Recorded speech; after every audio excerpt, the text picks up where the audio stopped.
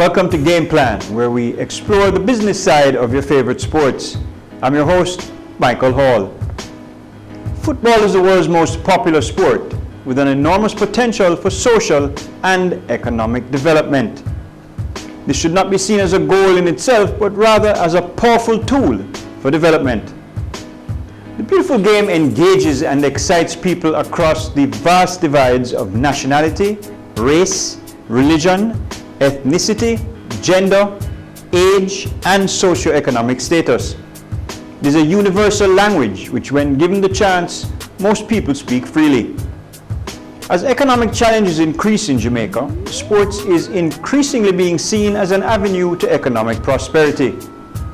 Football is certainly held in very high esteem in this regard. We've seen, for example, Donovan Ricketts and Ricardo Bibi Gardner, both national players, as examples of how footballing talent, along with sound investment strategies, can set one's economic future on a sound platform. The question is, can football in the Jamaican circumstance still provide such a platform for players, clubs, and their families? In today's Bizayard segment, we'll take a look at the top Jamaican earners in the MLS. Then in our Zooming In segment, we sit with Director of Football at the Jamaica Football Federation, Vin Blaine, to discuss whether football can still be an avenue to economic prosperity. Stay with us. There's more Game Plan after these messages.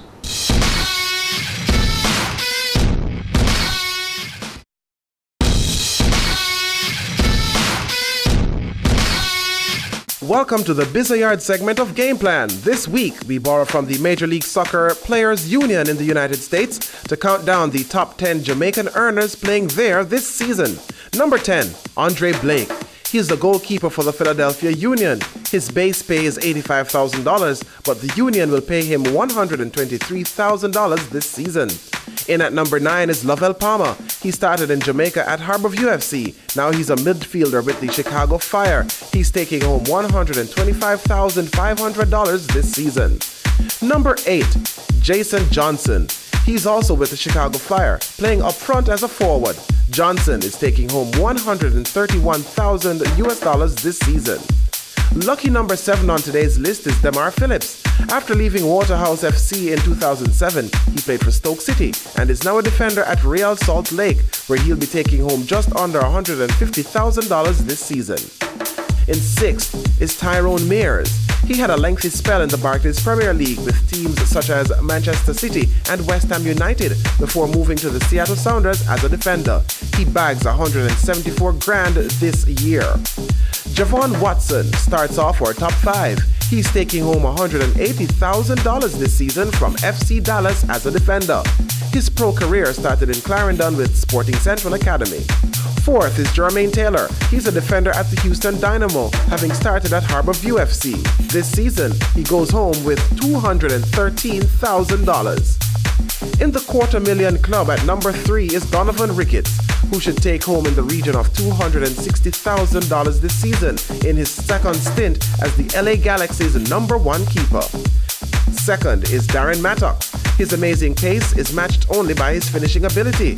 As a striker for the Vancouver Whitecaps, he'll take home $272,000 this season.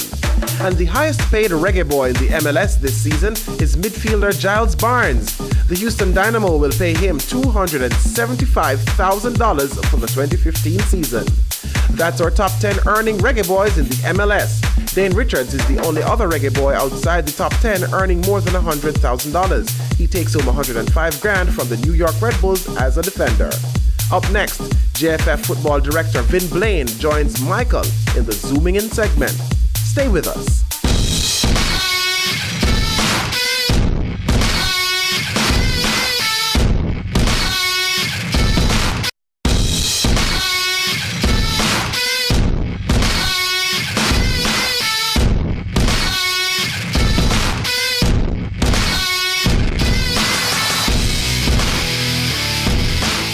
Welcome back to Game Plan here on Business Access TV. I'm your host, Michael Hall. We go into our Zooming In segment right now, and we're very pleased to welcome in the Zoom In segment this week Vin Blaine, who is the Director of Football at the Jamaica Football Federation and a man who has dedicated most of his adult life in service to the beautiful game of football. Vin, thanks very much for joining us here on Game Plan. Glad to be here. Glad to be here. Vin, before we get into the meat of our discussion today, which we really want to focus on how a player in Jamaica with aptitude and the right attitude can make it as a professional footballer. Just tell us briefly what your role as Director of Football, if that's possible, at the JFF encompasses. Well, it's all about the teams. I'm in charge of the programs, except for the senior team, really. But all the youth programs comes under my portfolio. Also, keeping statistics of tracking players, you know, and sort of having them ready for all the teams, the under-17s, the women's program. All of those are under my portfolio. A very important part of the whole thrust to continue to develop the sport in Jamaica. Vin, we want to talk about how a player in Jamaica, male or female, can progress in their own personal goal of trying to become a professional footballer. And I want, if I can, to just draw a parallel between here and North America, for example. A youngster in North America who is good at sports can see a roadway, a pathway in front of him from the time that he is in high school. There's the high school level, the NCAA or collegiate level, and all of this is being monitored by the various pro leagues in whatever sport the youngster has an interest in or has an aptitude in, so that by the time he's ready to become a pro, everybody knows who he is. Is there a similar situation here in Jamaica for the young footballer? Not really. We look at Manning Cup, the Costa Cup, and then from there, there's no middle road. It's straight to Premier League, or they get a scholarship and go in the States. So there's no definite pathway. First of all, there's no profile. There are no profiles on the players coming through. In the US, the kid, for me, it has potential at the high school level. Stations around the country are highlighting this youngster. And if you ask their coach for a bio, he can hand it to you. Here, that doesn't happen. Right away then, Vin, I'm seeing an opportunity, a business opportunity, for a service like that to be started here in Jamaica, where people who have the passion for it can begin to profile these players and create bios with maybe even videos of them, so that they are available for people who may have an interest. No, definitely. And I just say that. I've dealt with these youngsters coming from, when we approach players to come play for Jamaica, or when they approach us, this child can send you a video of compiled games, you know, and a bio. If you ask, even at the Premier League level, if a player is to be transferred to another club and they ask for this, we have to start searching around and asking TVG or whoever it is to give us a profile. I mean, some games, and we do the clipping ourselves. It's not there readily available. So that in itself is a problem. You know, so the youngster coming through Manning Cup, if you ask one youngster from Manning Cup now to give you a profile of games he had played, he probably would never be able to do that. Unless he has had somebody doing it for him on a personal level from before. It begs the question then, Vin, who is responsible for developing a player? And developing a part of developing the player is the sort of the compilation of the statistics that we're speaking about. That's part of a player's development. Where does that responsibility lie? Is it in the people who run the various competitions like ISA or the JFF, or does that lie even at the school level with the school, and at club level with the club? Who is responsible for doing things like this? I think several people. In the first instance, I think that, let me give you a scenario first.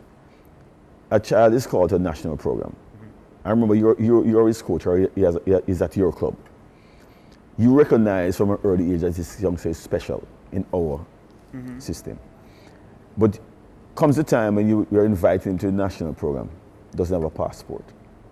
One of the first things that should be considered. Whenever you have a player that's looks as if potentially they're going to make it. You have to start looking about those things. But I don't know who sensitized these clubs and these schools of those things, because all they're seeing is the youngster playing, or the girl playing. But if say tomorrow something comes up and they're inviting the child to a tournament next week, no passport, no visa, and those are the things that I think we have to start thinking about. The responsibility lies at the feet of the persons who are really taking charge of that child, whether it be the coach at the time or the club. But from experience, most clubs don't really have that type of information on the child. You have Premier League clubs who oftentimes don't even know where the player is. So you call the from a JFF perspective, you call the club and say, listen, I'm interested in Vin Blaine to play, right? And say, okay, let me call. Can't find him. There's no tracking system to say whether he's in New York playing that rubber league and then he's there. No, nobody knows. So you can see where it's coming from.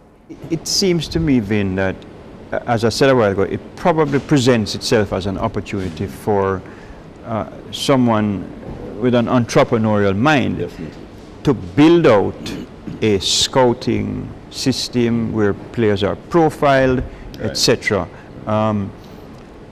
But it begs the question then, if the clubs aren't doing it on their own, is it because of financial constraints? And if that's the answer, then that business idea might be stillborn if the clubs can't afford the service. It is out there. It is out there for someone to grab. But you see, it will take more than just because if you're looking at games, you'll have to have people who have to go there and videotape the games.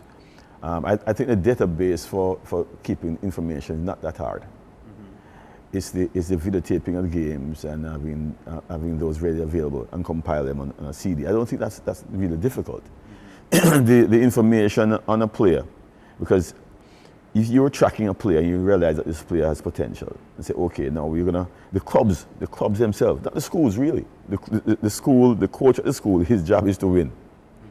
The club's job is to make sure they can transfer this player and make some funds. Because that's the business of football, Vin. Yes, the clubs want to win and have success for their fans and their owners and so on. But the real business of football is the development of players so they can be transferred to bigger leagues and so that the club can continue to develop players. Because they can't, the system or the way the clubs are organized or their own, they spend more than they earn. So all clubs now should have it in the back of their minds, or not in the back of their mind, the forefront is to transfer players. If you transfer a player oftentimes you transfer a player, sometimes you get not on a loan, so you might get 25,000 US, 30,000. That's still good money. If you in the local context, that's fantastic money. Yes, and that can. So if you can keep doing one so often, then you'll be better off than just sitting back and say, oh, nothing is happening. How many clubs in Jamaica right now, Michael? You can say they transfer several players overseas because the organization behind the clubs, and I make no apologies for it. Some people might take me on for it, but I make no apologies. The organization behind the clubs are not in a way that you can say professional enough to see that this is the way forward. Many of them still run on a voluntary basis. Volunteer, and also I think they're what they don't see what can happen, right? They look at one player and don't look at the development of the player first, because why can't we produce in Jamaica another Baby Garner, right? Another Taxi Lawrence, Kamara Taxi Lawrence. Why it's so far apart that we're producing these players? When these players, you can see the potential is there from a young age. So what is it that we need to do to develop these players, to give them that pathway, as we started at the beginning of the show, to say, well, this is the way forward? Let me ask you this, Vin. How important is it in your mind for a player who has the ambition, the ability and the attitude, how important is it for that player to maybe get himself an agent? Or can he, in the Jamaican context, rely on his club, where the club seems to act as agent as well for the player? How important is that? It's important, but some players already have agents. an agent. But if that synergy between the agent and the club isn't there, it can be damaging for the player. The club might block the efforts of Right. Because it all comes down to a transfer or a loan. And oftentimes the club might want to block certain moves by the player.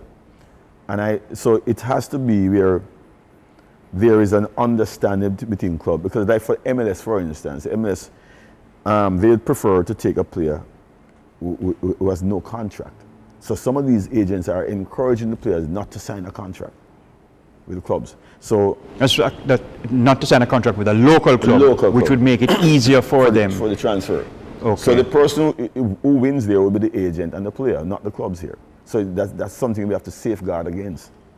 So it wouldn't really be a transfer per se, it would be a player signing with an MLS club because he's out of contract, he has no contract, so there's nothing to block him on this end. Exactly. And or now the other avenue now to get to the pathway that we have here for youngsters, most are being encouraged to go into the college system, even if they can't matriculate at that level. So they go to a junior college. And oftentimes that's a good route. I'm not saying this is a bad route. But we have had kids who have gone through the college system, left with an associate's degree, and walking around out here. Because there's no continuation for them. They never had it in their mind to go further. But the coaches from the colleges come and they recruit them and that's it. Okay, because I was about to say that getting into the collegiate system in North America would, or potentially is a good thing, because at least now they are in the system where what they are doing is being filmed, is being recorded, is being compiled statistically and so on, which gives them at least a better chance than they would have had they not gone into that system. Yeah, but that's mainly for the MLS though. Right. The avenue leads directly to the MLS, which is also good because they can earn some funds. Oftentimes in Jamaica, when we talk about transfer, we're looking at Europe. And it's not as easy now because the work permits and all that, and the rankings, the ratings of Jamaica, is important.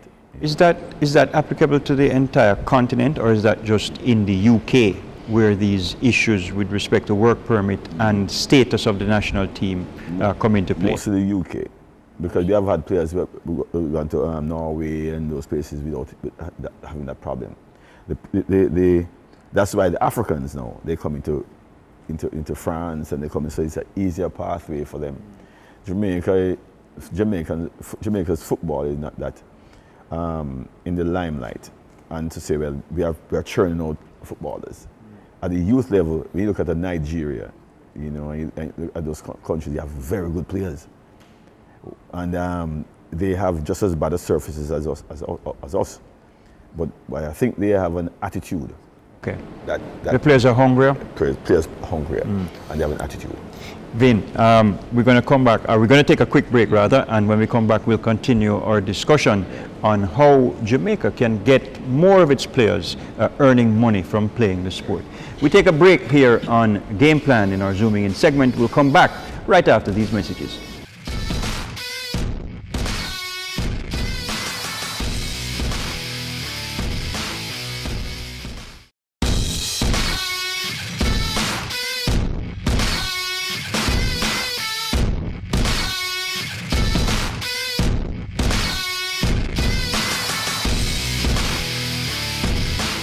Welcome back to the Zooming In segment of Game Plan. I'm your host, Michael Hall. We continue our discussion with Vin Blaine, Director of Football with the Jamaica Football Federation.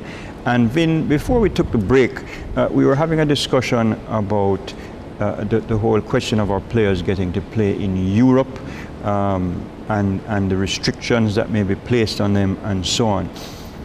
We can see a potential pathway into the MLS, especially if you leave Jamaica and play collegiately. Obviously, it's easier for that league to see our players, or maybe to send people down to look at our players. They would see them when we play in the CONCACAF club championships and so on. Is there a similar pathway for a player to get to Europe, or is that almost like a lottery? It is, and it still comes down to the rankings of the country. You see, the advent of the UK wanting to get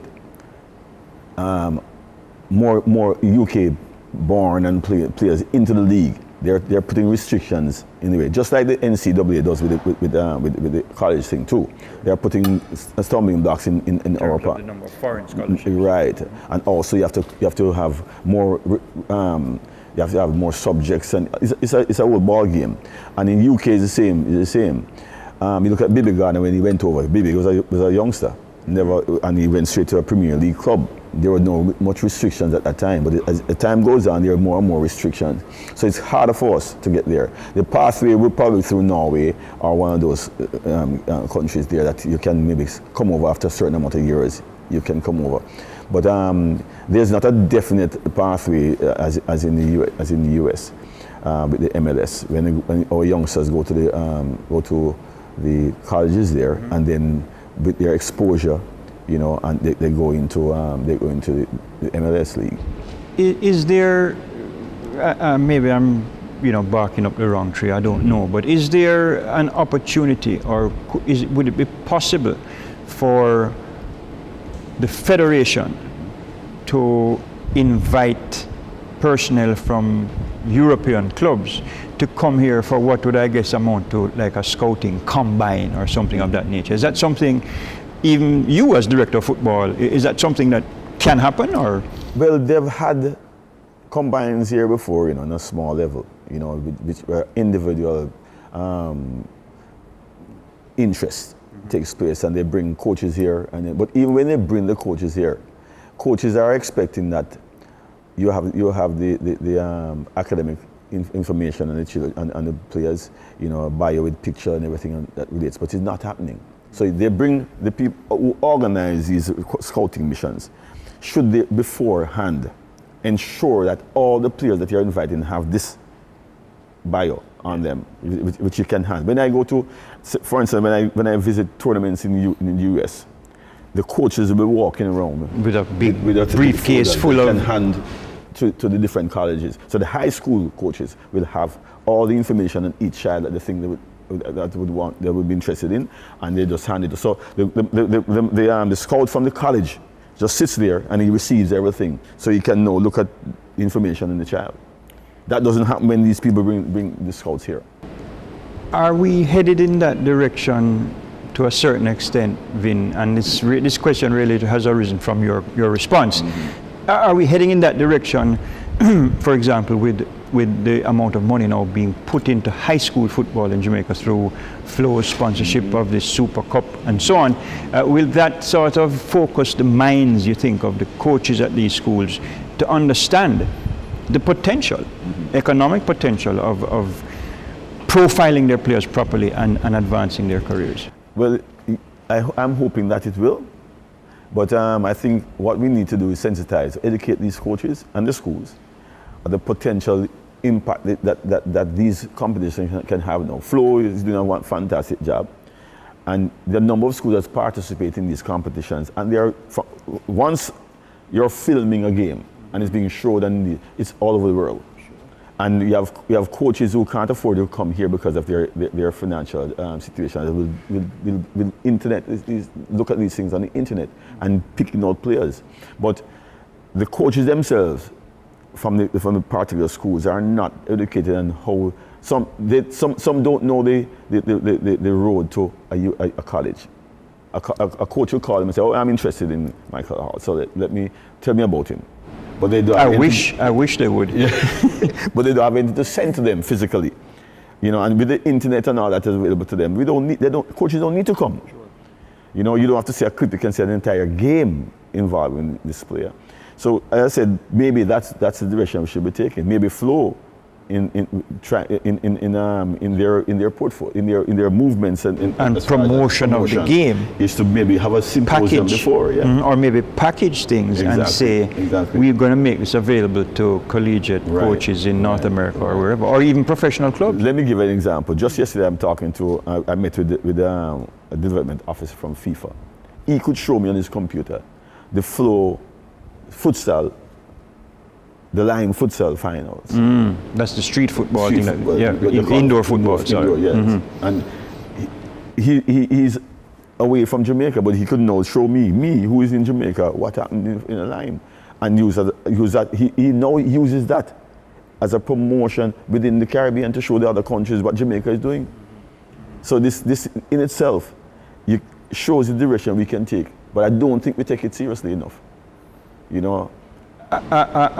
We've mentioned Ricardo Gardner a few times in the interview, and I want to come back to his story, which I'm sure is one you are very familiar with, having been involved with his original club and still involved with his original club.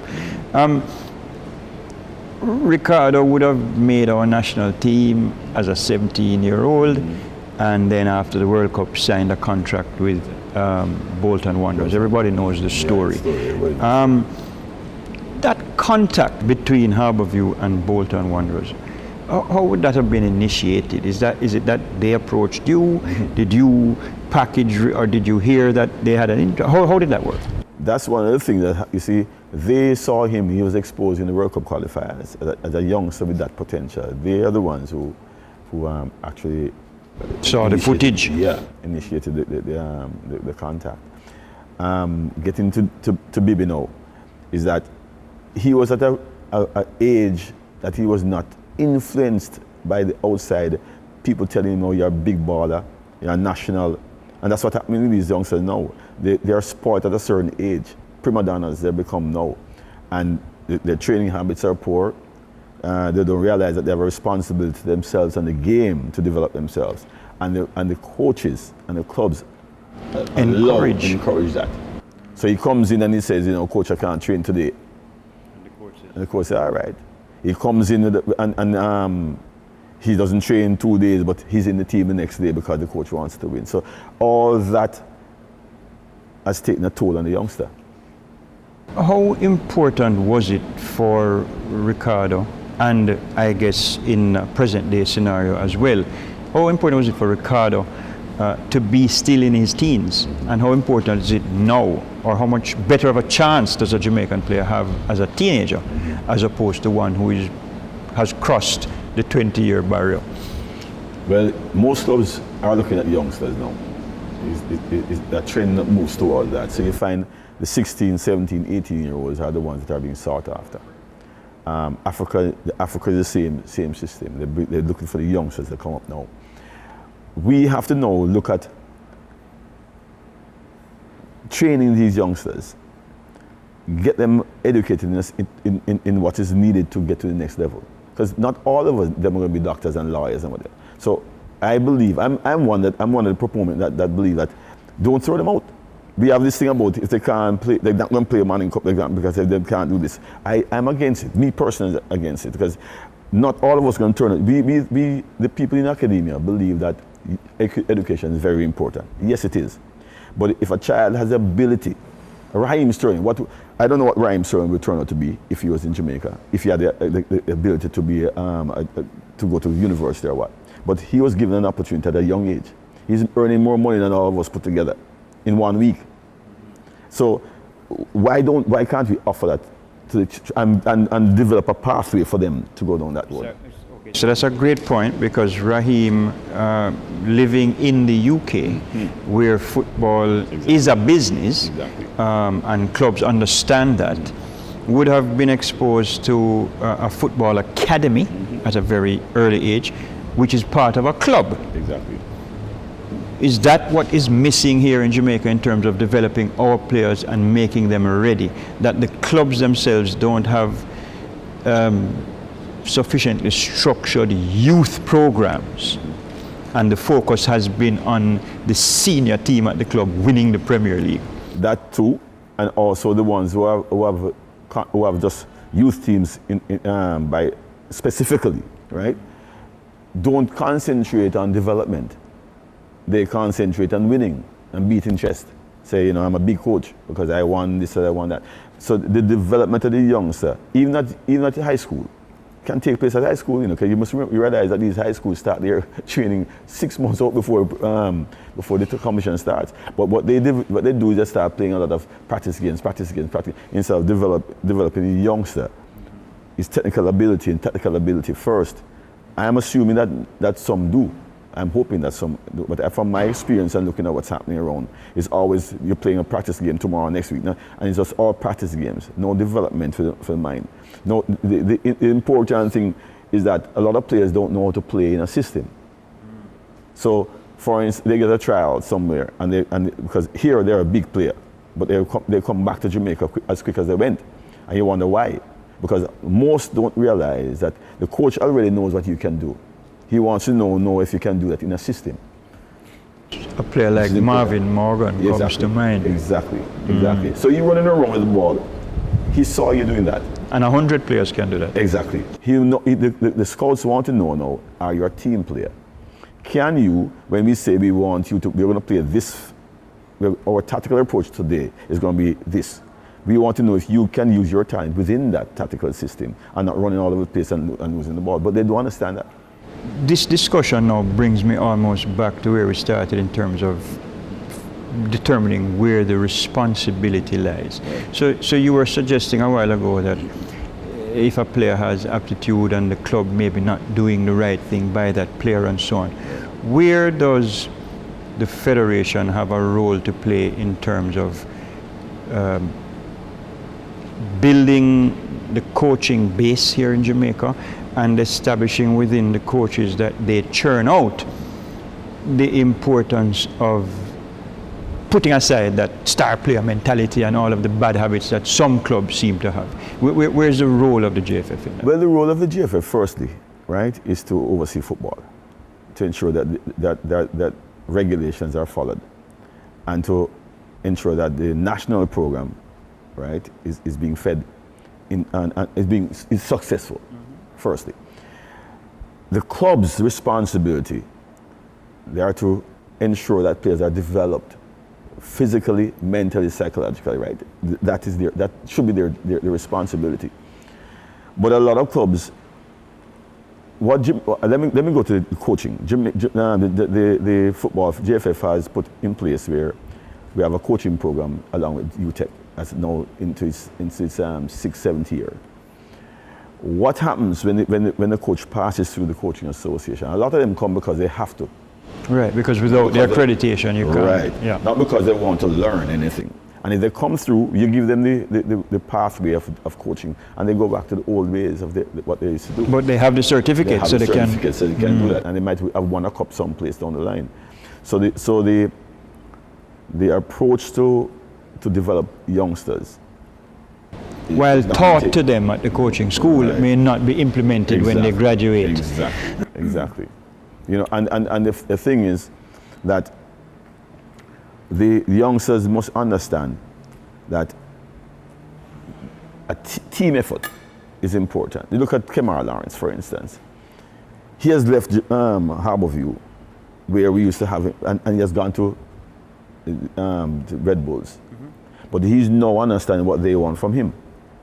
They know what you could do, you know. That's why they drafted you. But you now must understand that each coach has an approach to what they want. And sometimes he might not want you to run up on the wing all day long, because this game requires you to stay and do it. But our players want to show you what they can do every single time. Right. And I think we are losing that point in development when we're talking about players in Jamaica. You know, what is it a coach require? Is a scout is looking for? Because remember, the head coach I've sent the scout and give him requirements of the type of player he's looking for. If you were to, and we have to wrap, unfortunately, because I think this discussion could continue for quite a while yet. But if you had to summarize what a young footballer in Jamaica needs to have more than anything else to make that leap, to make the next step, what would be the single most important thing that you would say that player needs? I think it's mental attitude, the mental approach to the game. Because we have a lot of players with technical skill. They show you all kinds of skill, but they need to surround themselves with positive-minded people who can not just tell them that they're big ballers. That this is what you look at, what is required of you. A Sterling born here, grew up here for a time. If he was in Jamaica, he wouldn't hear about Sterling, because there is nothing there for him to be trained on. We need them players to understand that playing football is a mind.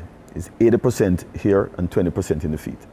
So a change in attitude will see the gap between a Bibi and a Taxi narrowing and perhaps us producing more players. Kemara Lawrence's attitude from day one is that he wanted to get out of Jamaica. And if you see him in training, if you see him off the field, if you look at his post on Facebook, you see a positive and a well-focused youngster. And no, I'm not surprised that he's where he's at now.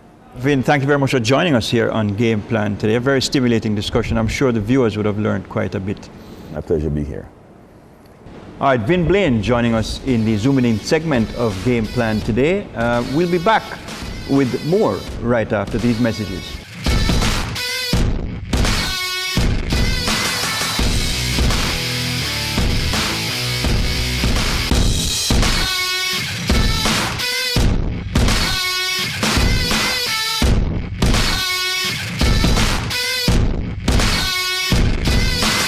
Welcome to the Biz Abroad segment of Game Plan. In this week's Biz Abroad, we count down the top 10 most expensive football transfers. Those transfers have been adjusted for changes in exchange rate and also for inflation, and we're measuring them in euros. In number 10, Kaká.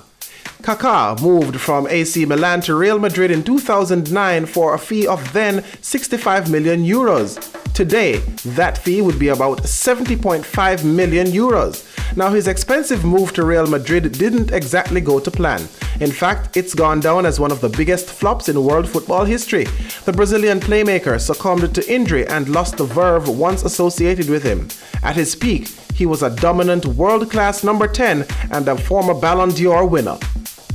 Number 9, Hernan Crespo. In the year 2000, Hernan Crespo moved from Parma in the Italian Serie A to Lazio, also in the Italian Serie A. Then the fee was 56.5 million euros. Today, it would be worth 70.7 million euros. Now, Lazio smashed the world record in that year with the purchase of the Argentinian sensation from Parma, sealing the capture of one of the hottest striking talents in Europe. Crespo made scoring goals look easy as he notched 62 in 116 appearances before moving to Rome, then enjoyed further success with Lazio with a further 39 goals before injuries started to take their toll. Number 8, Zlatan Ibrahimovic, or King Zlatan. He moved from Internazionale Milan to Barcelona in 2009 for a fee of then 69 million euros. Adjusted to 2015, that fee would be 74.9 million euros. Now, Barca paid through the nose for him, but then coach Pep Guardiola and Zlatan crashed. They fell out early. The relationship soon became irreparable, and after one season, he left on loan back to Milan. A year later, the switch was made permanent. Number 7, Angel Di Maria. In 2014, he moved from Real Madrid to Manchester United. The fee was then 75 million euros, and there's no necessary adjustment there. Angel Di Maria broke the British incoming transfer record by joining Manchester United for £59.7 million, or, well, 75 million euros, late in that summer transfer window. The Argentinian was one of Carlo Ancelotti's key players in the Champions League winning run in 2014, breaking forward from a central midfield role, dodging tackles and creating havoc.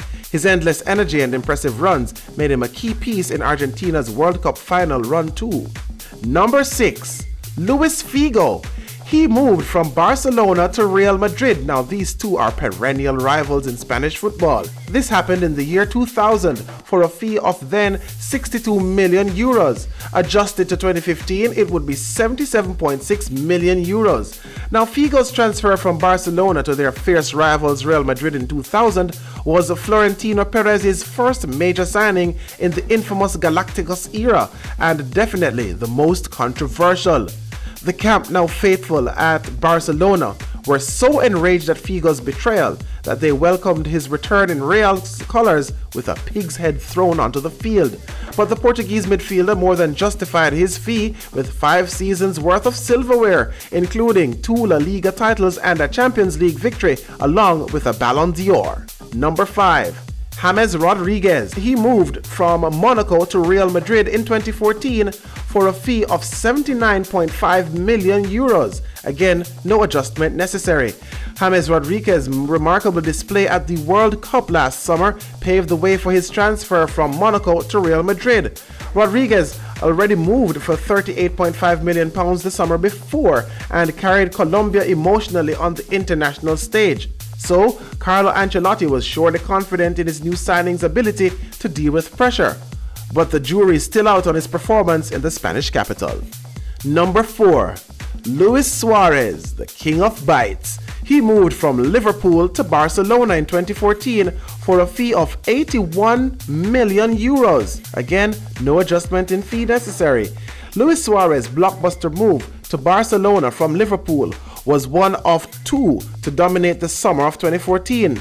Despite the Reds qualifying for the UEFA Champions League for the first time in years, the Uruguayan took the chance to leave England, a country he was vilified in for a number of misdemeanors. Banned for the first several months of the season after biting Giorgio Chiellini at the 2014 World Cup, the former Ajax man has struggled, like many before him, to settle into the Barca groove. Number 3. Zinedine Zidane. He moved from Juventus to Real Madrid in 2001 for a fee of then 75 million euros. Adjusted to 2015, he would be worth 92.1 million euros. Now, Zinedine Zidane soars up to third on this list of most expensive players of all time, with his 75 million euro move in 2001 gaining significant inflated interest over the last 14 years. Acquired from Juventus, the midfield magician known as Zizou scored one of the greatest goals in European Cup finals in 2002 against Bayer Leverkusen, volleying home from 18 yards with his weaker left foot in spectacular fashion. Second, Gareth Bale. He moved from Tottenham Hotspur to Real Madrid in 2013 for a fee of then 91 million euros. Adjusted 2 years later, that fee would be about 92.4 million euros. Now, after finding success in the form of Luka Modric, Real Madrid had no hesitations in declaring Gareth Bale their number one summer target in 2013. Then Tottenham manager Harry Redknapp, it seemed, had put together quite the midfield at White Hart Lane. An exhaustive courting process culminated with the Welsh winger sealing a mightily expensive transfer on the day before the deadline, despite Los Blancos beginning their chase before the 2012-2013 Premier League season had even ended. And in number 1, Cristiano Ronaldo. He moved from Manchester United to Real Madrid in 2009 for a fee of then 94 million euros. Adjusted to today's rates, he would be worth 102.4 million euros. Now, Cristiano Ronaldo's transfer from Manchester United to Real Madrid sent shockwaves across the planet. It warped the market and changed the game among the top order of football's richest, most prestigious clubs. Zlatan Ibrahimovic and Kaká had previously tested the waters at around the £60 million mark, but no move had even come close to this astronomically high outlay from Los Blancos president Florentino Perez. And that's it for Biz Abroad this week. Let's see if the next transfer window in the 2016-2017 season will bring us any surprises. Stay tuned. More Game Plan follows these messages.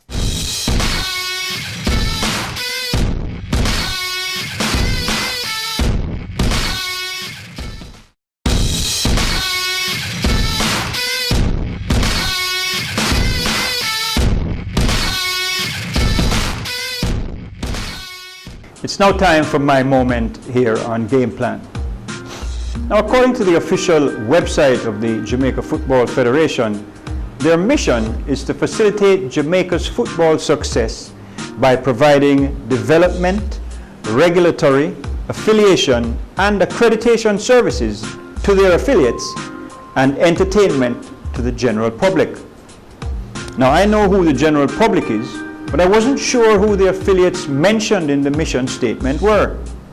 And so I searched the constitution of the JFF for a definition. I did this because I wanted to see who would be on the receiving end of the development services spoken about in the mission statement.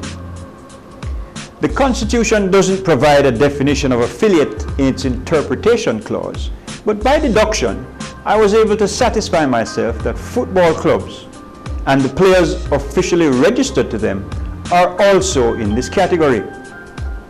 The question we now have to ask is, what development services are offered by the JFF to clubs and players, which provides a pathway for the player who is talented and disciplined enough to achieve his or her dream of earning a living by playing professionally? Is this even the responsibility of the JFF? Or does this lie purely with the players' club? I think most would agree that this should be the responsibility of the club. After all, when the player is transferred to another club, the fee, less agent's commission if any, is solely for the account of the club. Yes, the federation must create the platform from which a player's career can be launched by producing certified coaches who can identify and nurture gifted players, and also by sanctioning the establishment and promotion of local leagues and competitions at both the scholastic and club level, so that players can be seen. Professional football leagues exist in almost every FIFA member country, with some recently coming on stream with huge financial backing, in countries not usually thought of as having strong football cultures. Vietnam and India are good examples. This means greater possibilities for our footballers who want to earn their living from playing the sport, and greater opportunities for clubs willing to invest in player development.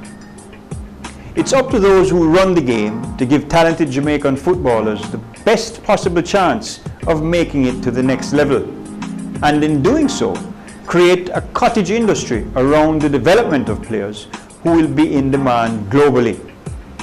The economic benefits could be significant. Thanks for joining us here on Business Access TV for Game Plan, and also to Vin Blaine for sharing with us today. Do remember to keep the conversation going. Use the hashtag BATVGamePlan in your tweets and posts to Instagram or Facebook. Interact with Business Access TV in our social media spaces, or send an email to batvgameplan@gmail.com. On behalf of the hardworking team listed in the credits, I'm Michael Hall. See you next week on Game Plan.